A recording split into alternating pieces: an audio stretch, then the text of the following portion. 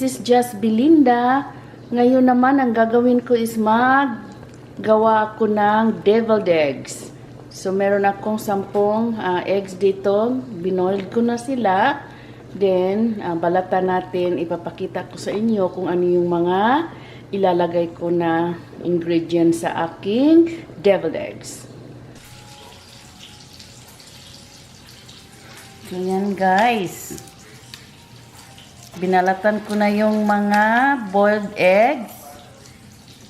Yan. My recipe for deviled eggs. So I have mayonnaise here. That's 1 cup. 2 tablespoons of melted butter. 1/2 teaspoon of vinegar. 1/2 teaspoon of pepper. 1/2 teaspoon of salt. I have boiled egg here that's ready to go. So I'll just cut it in half and remove the yolk. And then I have broccoli. I steam it for 1 minute. And I have some bacon. So umpisahan na natin ang aking deviled eggs with bacon and broccoli. So this is my own recipe. What I do first is chop the bacon.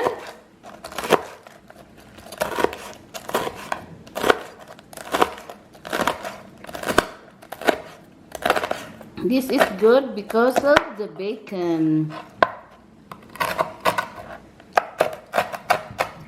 I still put salt but only 1/2 teaspoon because your bacon, salty na ang bacon. Then, ang broccoli. Chop din natin ng maliliit.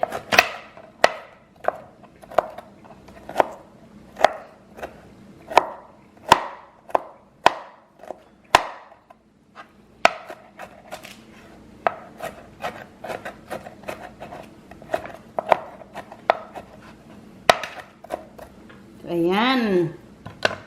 Next.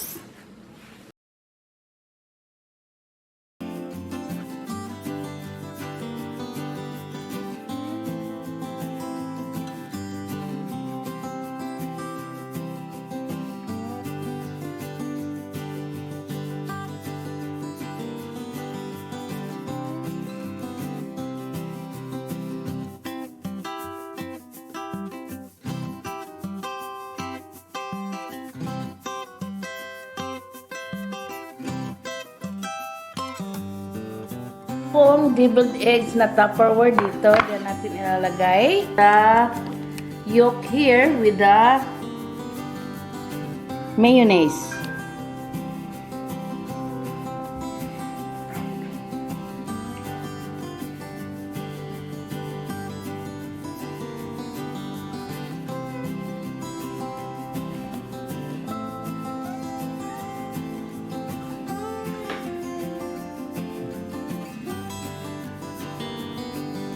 Mash natin.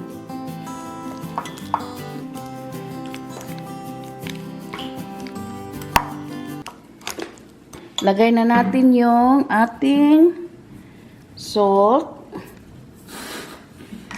pepper, yung vinegar,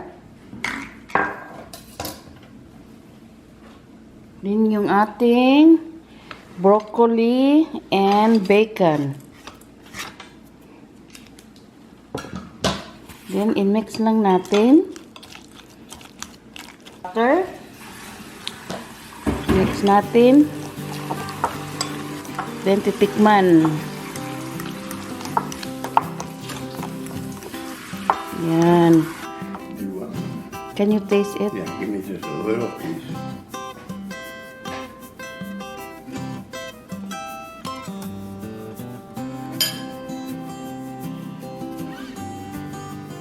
Tell me what you think, Mom. You get another spoon? You don't have any paprika? This is my other recipe. I don't put paprika, hon.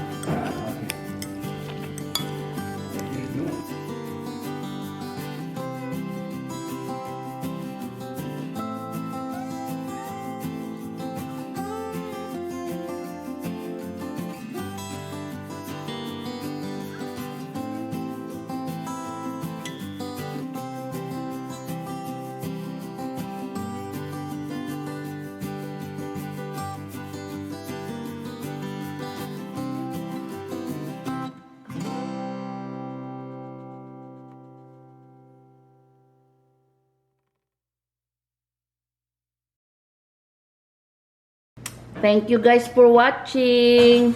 Hope you like it.